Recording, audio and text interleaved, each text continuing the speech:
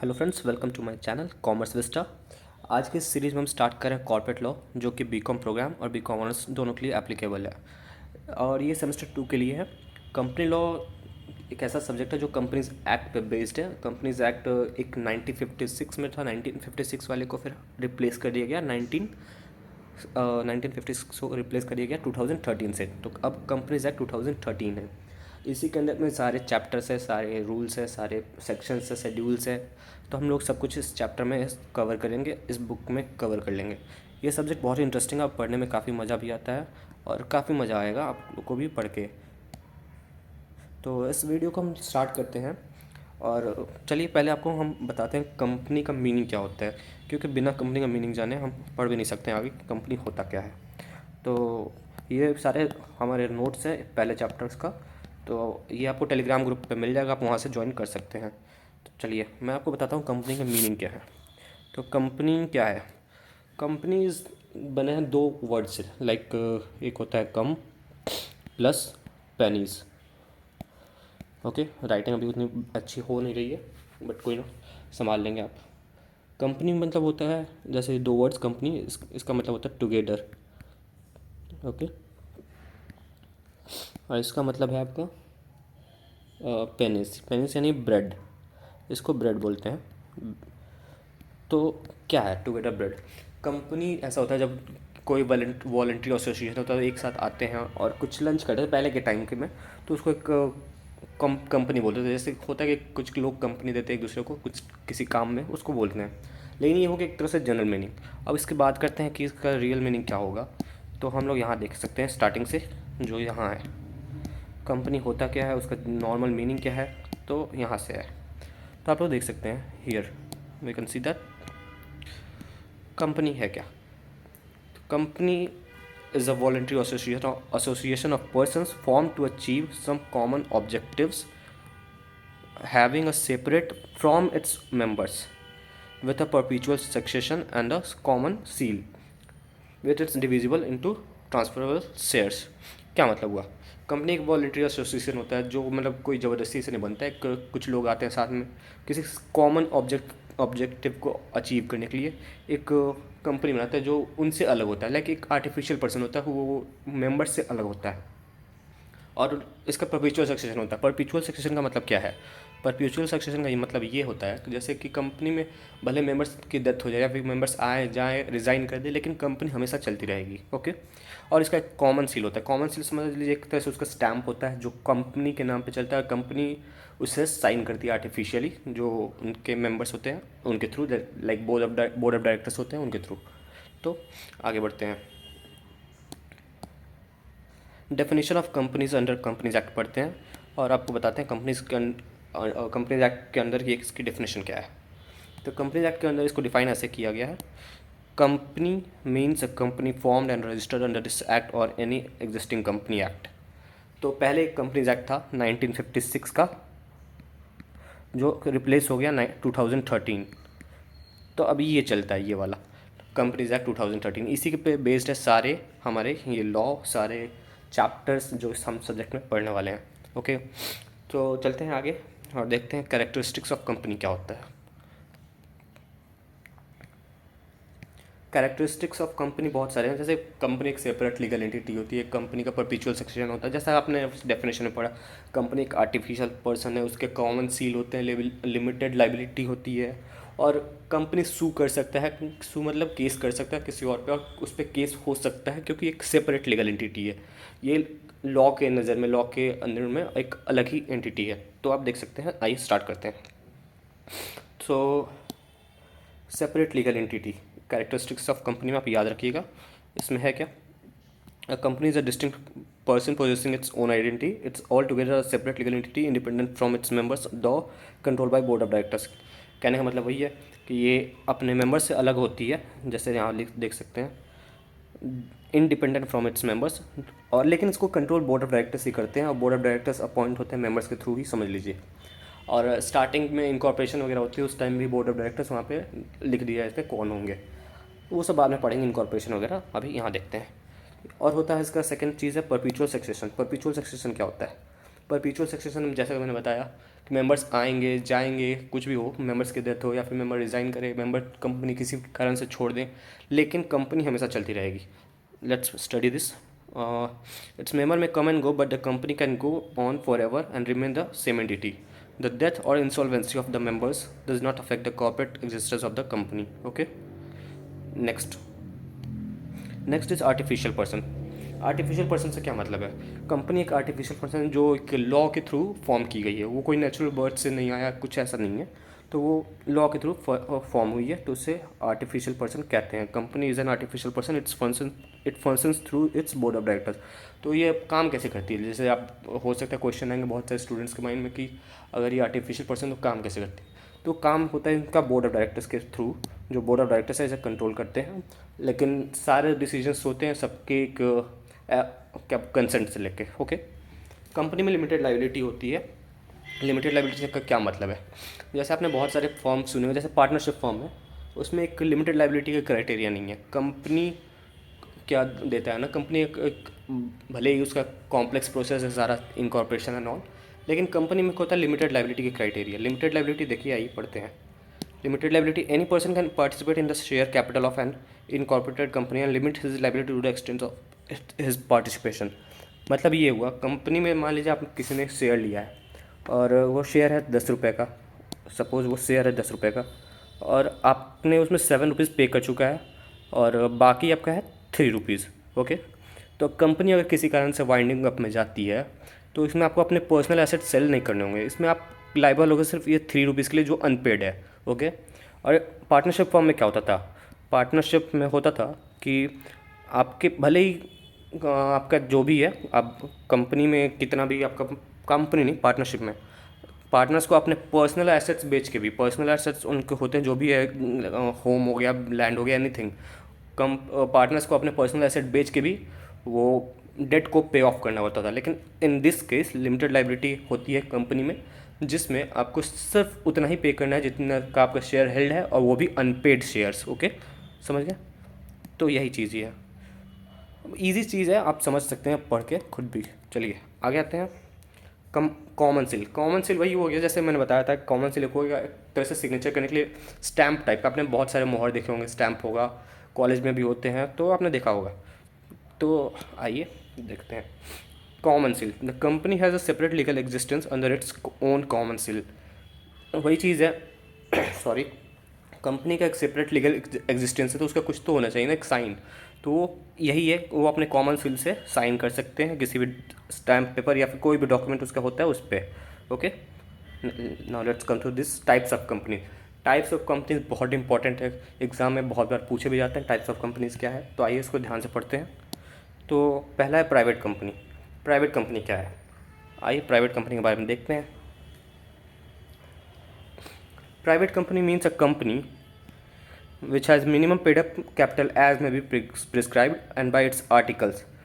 So private company क्या है? According to this companies act, उसमें प्राइवेट कंपनी को ऐसे डिस्क्राइब किया गया कि private company is a company which has a minimum paid up capital as may be prescribed, और उसका आर्टिकल्स उसको रिस्ट्रिक्ट करते हैं ट्रांसफ़र ऑफ शेयर से, limit the number of person to its members to 50, prohibits any invitation to the public to subscribe it for any securities.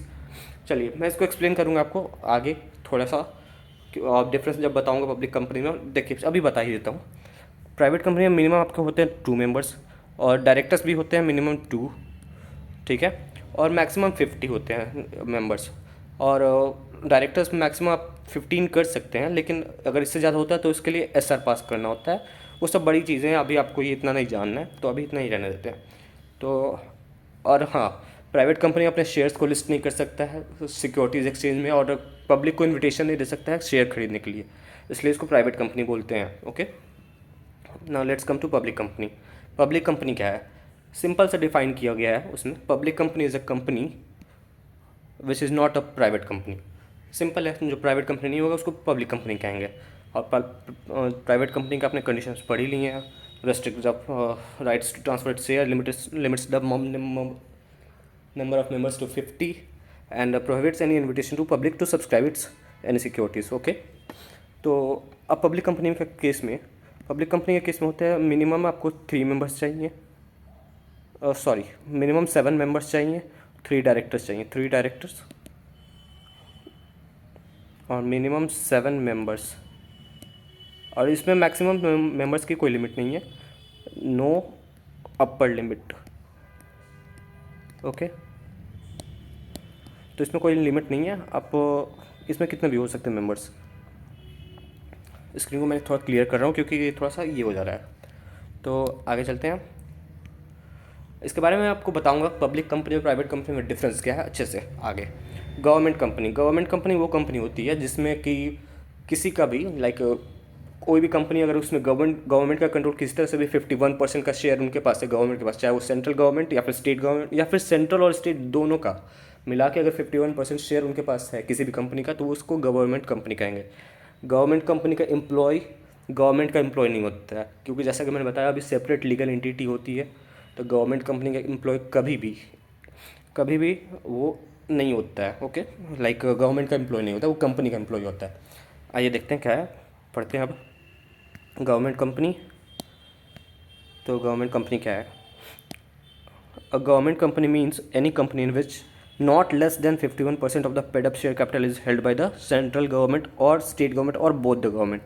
मतलब at least 50%, 51% होना चाहिए government के पास, चाहे वो सेंट्रल हो या फिर स्टेट हो या फिर दोनों को मिला के 51% अगर किसी भी गवर्नमेंट के पास है तो वो कंपनी को हम लोग गवर्नमेंट कंपनी बोलेंगे। ओके, अब आते हैं फॉरेन कंपनीज। फॉरेन कंपनीज़ और बॉडी कॉर्पोरेट में अक्सर बच्चे कंफ्यूज हो जाते हैं, तो उसके बारे में हम आपको बता देते हैं। फॉरेन कंपनीज़ क्या होती है? फॉरेन कंपनीज़ होती है वो कंपनी जो आउटसाइड इंडिया तो ये होती हैं, इनकॉर्पोरेटेड होती हैं, लेकिन उनका प्लेस ऑफ बिजनेस इंडिया में होता है। ओके, और बॉडी कॉर्पोरेट क्या होती है? बॉडी कॉर्पोरेट वही होता है लाइक कोई भी रजिस्टर्ड बॉडी को, लाइक एनीथिंग, कहीं भी वो रजिस्टर्ड हो तो उसको बॉडी कॉर्पोरेट बोलते हैं। Body corporate is a body which has been or is incorporated under some statute and which has perpetual succession and a common seal and is a legal entity apart from members consisting it will come within the definition of the term body corporate। okay, खैर आइए पढ़ते हैं foreign company. So foreign company क्या है? It means any company incorporated outside India which has an established place of business in India. जैसा कि मैंने बताया कि उस फॉरेन कंपनी उसको बोलेंगे जो इनकॉर्पोरेट भले आउटसाइड इंडिया होता है, लेकिन उनका प्लेस ऑफ बिजनेस अगर इंडिया में है कैसे भी, किसी एजेंट के थ्रू भी है या फिर कैसे भी है, तो उसको फॉरेन कंपनी मान लेंगे। Okay, now let's come to 1% company.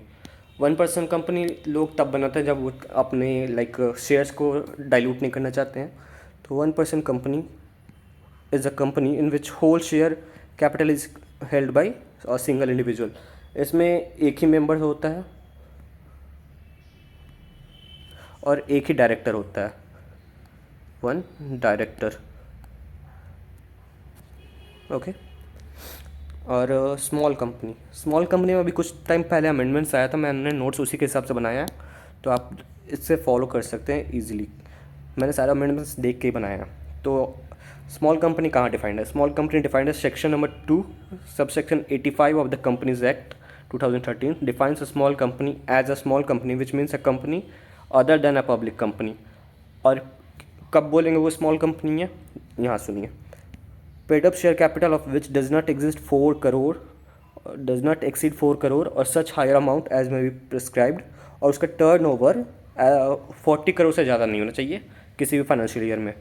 Does not मतलब इमीडिएटली प्रीसीडिंग फाइनेंशियल ईयर जो होता है ना, जैसे मान लीजिए कि 2022 और 2023 मान लीजिए, तो पिछला हम लोग देखेंगे 2021 और 2022 में उसका अगर 40 करोड़ से ज़्यादा है तो उसको हम लोग स्मॉल कंपनी नहीं बोलेंगे। टर्नओवर अगर उसका ज़्यादा है 40 करोड़ से तो उसको नहीं बोलेंगे। अगर 40 करोड़ तक है तो हम लोग उसको बोलेंगे स्मॉल कंपनी। ओके, ये मैंने आपको बताया है कि अमेंडमेंट्स के हिसाब से 440, पहले ये कम था तो वो याद नहीं है, अभी 440 से था, हो गया है अमेंडमेंट्स के हिसाब से। डोरमेंट कंपनी क्या होती है? डोरमेंट कंपनी वो कंपनीज़ हैं जो कुछ टाइम के लिए इनएक्टिव होती हैं। वो इनएक्टिव क्यों हो जाती हैं? वो डोरमेंट कंपनी का स्टेटस ले लेती हैं आरओसी से फाइल करके। आरओसी रजिस्ट्रार ऑफ कंपनीज़ को बोलते हैं। वो मैं सब आगे पढ़ाऊँगा, आगे जब जैसे जैसे हम लोग बढ़ेंगे सब धीरे धीरे हो जाएगा। तो डोरमेंट कंपनी में क्या होता है? वो एक इनएक्टिव कंपनी होती है। It's good to start a company for future perspective. ये डोरमेंट कंपनी का स्टेटस इसलिए लेते हैं क्योंकि वो क्या होता है ना कि वो अपने नाम को रजिस्टर कर लेते हैं और किसी प्रोजेक्ट को होल्ड करने के लिए, किसी एसेट को होल्ड करने के लिए, या फिर किसी और उनका जो होता है ना कॉपीराइट या फिर इंटेलेक्चुअल प्रॉपर्टी, उसे होल्ड करने के लिए, और उसमें कोई होल्ड करने के लिए वो डोरमेंट कंपनी का स्टेटस ले लेते हैं। और उनके बिजनेस में यानी उनके कंपनी में कोई ज़्यादा सिग्निफिकेंट ट्रांजेक्शन नहीं होता है। सिग्निफिकेंट ट्रांजेक्शन मतलब वो हो गया कि लाइक इन सब को छोड़ के होता है। सिग्निफिकेंट ट्रांजेक्शन बड़े बड़े ट्रांजेक्शन नहीं होते हैं, अदर देन लाइक अगर वो पे कर रहे हैं, आरओसी को फाइल कर रहे हैं डेली एनुअली, कुछ फाइल कर रहे हैं अपना ऑफिस के मेंटेनेंस के लिए, कुछ खर्च कर रहे हैं, या फिर स्टाफ को पेमेंट कर रहे हैं, तो वो सिग्निफिकेंट ट्रांजेक्शन में काउंट नहीं होता है। ओके, तो मेन बड़े बड़े जो ट्रांजेक्शन होते हैं उनके अलावा। नाउ मूविंग ऑन, हम पढ़ेंगे अब डिफरेंस बिटवीन पब्लिक कंपनी और प्राइवेट कंपनी। जैसे कि मैंने बोला था आगे पढ़ाऊँगा, तो वहाँ पे मैंने ज़्यादा नहीं एक्सप्लेन करा। तो आते हैं, a public company is one that is registered in the share market of the country to issue shares for the public to subscribe to them. जरूरी नहीं है कि सारे पब्लिक कंपनी लिस्टेड होते हैं। लिस्टेड दो तरह के पब्लिक कंपनी भी हो सकते हैं, एक लिस्टेड एक अनलिस्टेड। लेकिन जो लिस्टेड होते हैं वो उन्हें पब्लिक कंपनी उन्हें भी बोलते हैं, तो इसमें वही डिफाइन करा है। और प्राइवेट कंपनी मैंने जैसा कि बताया था, private company is the one that has minimum paid up share capital as may be prescribed in the articles of association. ये पढ़ेंगे आर्टिकल्स ऑफ एसोसिएशन क्या होता है, हम आगे पढ़ेंगे। ओके, नेक्स्ट चैप्टर में वो है। अब आते हैं पब्लिक कंपनी के केस में मेंबर्स कितने हैं। As I said like there will be a minimum 7 members and no maximum limit. मैंने बताया था आपको कि मिनिमम 7 मेंबर्स होते हैं और मैक्सिमम लिमिट नहीं होती है। ओके, और इसमें मिनिमम 2 होते हैं और मैक्सिमम 200। अगर इससे ज़्यादा क्रॉस होता है तो उसके लिए पेनल्टी वगैरह, फाइन वगैरह फाइल करना होता है प्राइवेट कंपनीज़ को। अब शेयर कैपिटल का देखते हैं। Rights of share capital and profits are distributed among all owners members as per article of association and number of shares owned by 1 person. Like अगर जो भी प्रॉफिट आते हैं या फिर जो भी कैपिटल गेन होते हैं, जो भी ये प्रॉफिट शेयर्स पे होते हैं, तो सारे मेंबर्स के बीच में डिस्ट्रीब्यूट होता है। और इसमें ऐसा कुछ नहीं होता है। यहाँ देखिए जो मेंबर्स वहाँ पे हैं, जो शेयर होल्डर्स हैं, इसमें सारे शेयर होल्डर्स को डिस्ट्रीब्यूट होता है पब्लिक कंपनी के केस में। लेकिन इस केस में इसमें कोई शेयर होल्डर नहीं होता, बस उनका जो मेंबर्स होता है, लाइक 2 मेंबर्स हो या फिर 10 हो मैक्सिमम, मतलब जितना भी इसमें मेंबर्स होते हैं ना, बस उतना ही तक होगा। Right of share capital and profits are distributed among all owners members as per articles of association. इसमें देखते हैं transfer of shares. Public company के केस में क्या होता है, शेयर्स आर फ्रीली ट्रांसफरेबल। आप एक पर्सन आप शेयर बेचेंगे तो दूसरा खरीद लेगा, दूसरा को बेचेंगे तीसरा खरीद लेगा, तो ऐसा ही होता है। लेकिन इस केस में ये रिस्ट्रिक्टेड होता है कि आप शेयर इसमें नहीं बेच सकते हैं, आप इसमें बेच सकते हैं, इसमें नहीं बेच सकते हैं। इसमें देखिए पढ़ते हैं।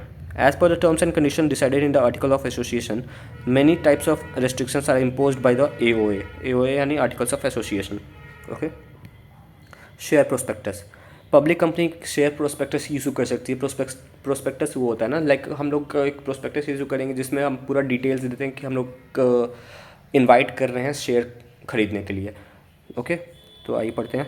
The prospectus must be issue to invite the public to subscribe the shares of the company. और प्राइवेट केस में prospectus not need to be issued, इसमें इशू नहीं होता है। और मिनिमम नंबर ऑफ डायरेक्टर्स मैंने इसमें बताया था, पब्लिक कंपनी के केस में 3 होते हैं और इसमें मिनिमम 2 होते हैं। मैक्सिमम 15 हो सकता है और इसमें भी मैक्सिमम 15 हो सकता है। लेकिन मैंने बताया था कि आप एसआर पास करके, इसमें भी एसआर होता है, स्पेशल रेजोल्यूशन, और ये भी होता है, इसमें भी एसआर हो गया, स्पेशल रेजोल्यूशन पास करके हम लोग और बढ़ा सकते हैं एज पर रिक्वायरमेंट। ओके, और नेम ऑफ द कंपनी। हाँ, पब्लिक कंपनी के केस में आपको लास्ट में लिमिटेड लगाना होता है। जैसे आप कोई भी पब्लिक कंपनी देखे होंगे, टाटा कंपनी लिमिटेड या फिर कोई भी होता है, जैसे रिलायंस लिमिटेड, ये पब्लिक कंपनीज़ है। और प्राइवेट कंपनी आप देखेंगे तो इसमें लिखा होता है ऐसे, जैसे आप कोई भी कंपनी देखे होंगे आसपास आपके कुछ होगा तो लिखा होता है XYZ प्राइवेट लिमिटेड, तो वो प्राइवेट कंपनी है। तो नाम के एंड में प्राइवेट लगाना है प्राइवेट कंपनी को, और नाम के एंड में लिमिटेड लगाना है पब्लिक कंपनी को। ओके, इससे आप समझ जाएंगे, आप अब इजीली आइडेंटिफाई करेंगे कौन सी कंपनी पब्लिक है, कौन सा प्राइवेट है। OPC में 1 पर्सन कंपनी में लास्ट में OPC लगा होता है ब्रैकेट में। ओके, अब आते हैं fund raising.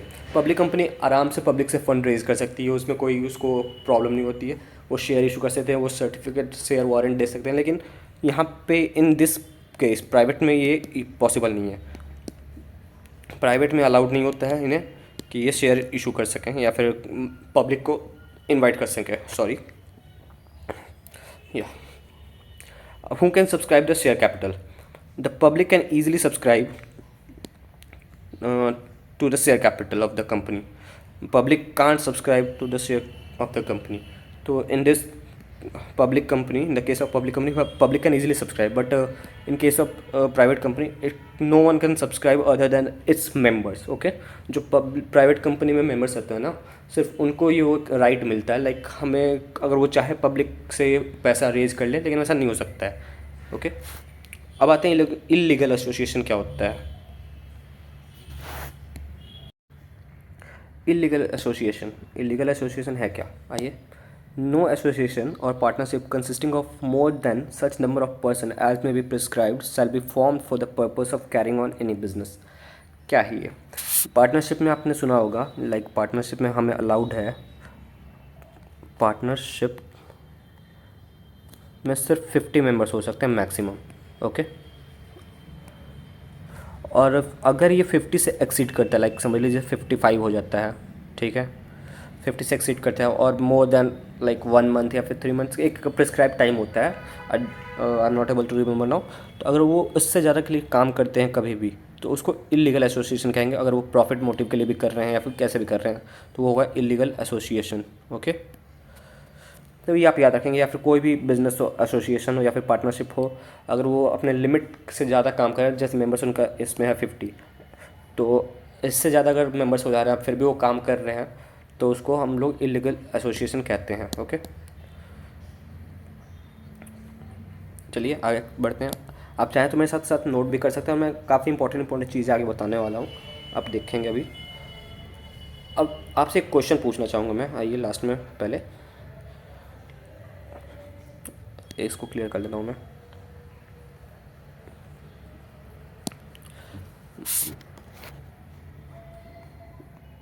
Weather a company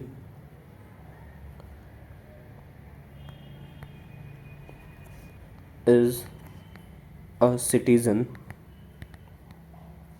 or a resident. बताइए आपका आंसर क्या होगा.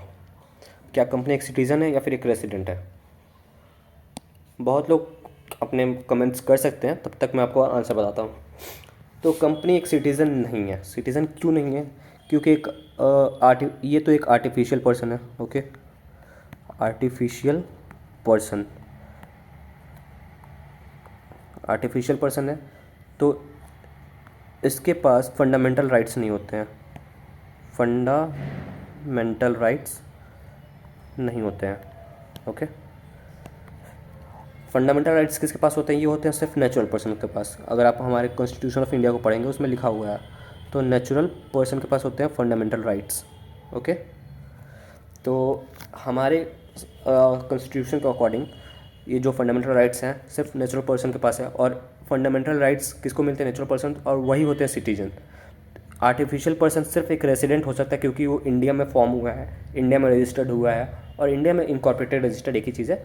तो उसको सिर्फ एक रेसिडेंट का स्टेटस मिल सकता है कि हाँ वो इंडिया का रेसिडेंट है, बट वो कोई राइट्स एंजॉय नहीं करता है, कोई उसका कुछ नहीं है, तो वो हम लोग उसको एक सिटीज़न नहीं बोलेंगे, वो एक रेसिडेंट है. ओके, ये इंपॉर्टेंट चीज़ है. ये क्वेश्चन आ सकता है आपके एग्जाम में, like comment weather company citizen और रेसिडेंट, तो आप इसको आंसर कर सकते हैं.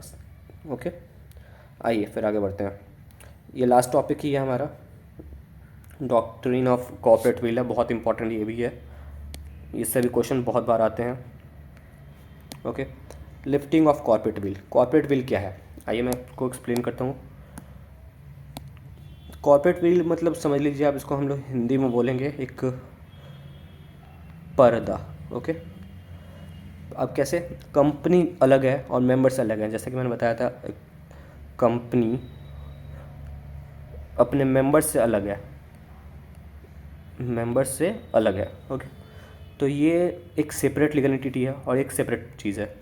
तो जब अलग है दोनों चीज़ें, तो अगर कंपनी में कुछ गलत होता है, जैसे कोई भी चीज़ हो, अगर मेंबर्स उसे गलत करते हैं और कंपनी पे उसका ये जाता है इल्ज़ाम कि कंपनी ने किया, एलिगेशंस उस पर जाते हैं, तो इस केस में कॉर्पोरेट विल के ये जो है लिफ्टिंग, इस डॉक्ट्रिन है, इसको हटा दिया जाएगा. और इस पर्दे को हटा के हम उस आदमी को देखेंगे कि किसने गलत करा है. कंपनी पे केस नहीं होगा, उस केस में उस मेंबर पे केस होगा जो डिफ़ॉल्ट में है, जो जिसने वो कांड या फिर जो भी प्रॉब्लम है उन्हें करा है.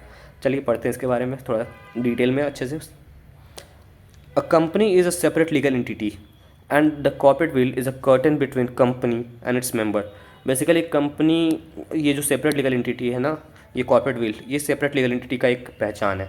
अगर आए तो आप ये भी लिख सकते हैं कि कंपनी सेपरेट लीगल एंटिटी का कॉन्सेप्ट है corporate veil. Okay, corporate veil is a legal concept that separates the action of an organisation to the action of the company's members और शेयर होल्डर्स। देखिए जैसा कि मैंने बताया था, कंपनी और मेंबर्स अलग है, शेयर होल्डर्स अलग हैं। तो अगर कॉर्पोरेट विल एक लीगल कॉन्सेप्ट है कि जो क्या करता है ना कि अपने मेंबर्स को और शेयर होल्डर्स को और कंपनी को अलग करते हैं। मेंबर्स और शेयर होल्डर्स अलग चीज़ें हैं, कंपनी एक अलग सेपरेट लीगल स्टेटस है। Okay, now coming to some members of the company sometimes indulge in fraudulent activities and their ingenuity, dishonesty let them take advantage। तो क्या कई बार होता है कंपनीज़ में जितने मेंबर्स होते हैं या फिर डायरेक्टर्स होते हैं या फिर कोई भी होता है शेयर होल्डर्स, वो अपने फ़ायदे के लिए कुछ फ्रॉडलेंट एक्टिविटीज़ करते हैं या फिर कुछ मिसरिप्रेजेंटेशन कर लेते हैं। तो इससे कंपनी का नुकसान होता है और कंपनी पे ब्लेम आता है। लेकिन इस चीज़ को देखने के लिए कई बार ये कॉर्पोरेट विल के जो ये डॉक्ट्रिन है, इसको हटा दिया जाता है। लिफ्टिंग बोलते हैं इसको, या फिर पियर्सिंग बोलते हैं। पियर्सिंग यानी छेद करना या फिर हटाना।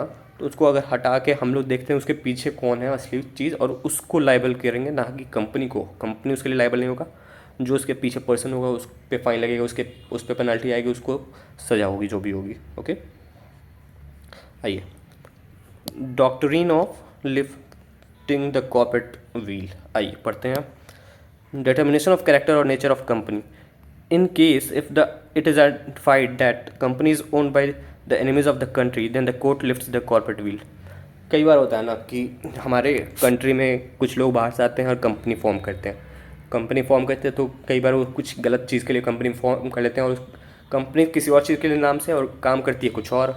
जो ऑब्जेक्ट होता है उनका, उस ऑब्जेक्ट पे काम नहीं करती है, वो ऑब्जेक्ट से हट के दूसरा काम करती है अपने देश के लिए या फिर देश के अगेंस्ट में काम करती है या फिर फ्रॉड करती है। तो गवर्नमेंट क्या करती है ना, जैसे आरओसी है या फिर आरडी है या फिर सेंट्रल गवर्नमेंट, वो इस कॉर्पोरेट विल को हटा देंगे कि नहीं, आप फ्रॉडलेंट एक्टिविटीज़ में इन्वॉल्व हैं तो हम आपको ये हटा देंगे, आप एनिमी कंट्री से हैं तो हम लोग ये सेपरेट एंटिटी का कॉन्सेप्ट यहाँ नहीं लगाएंगे, और हटा कर देखेंगे आखिर पीछे हो क्या रहा है। Okay, sorry.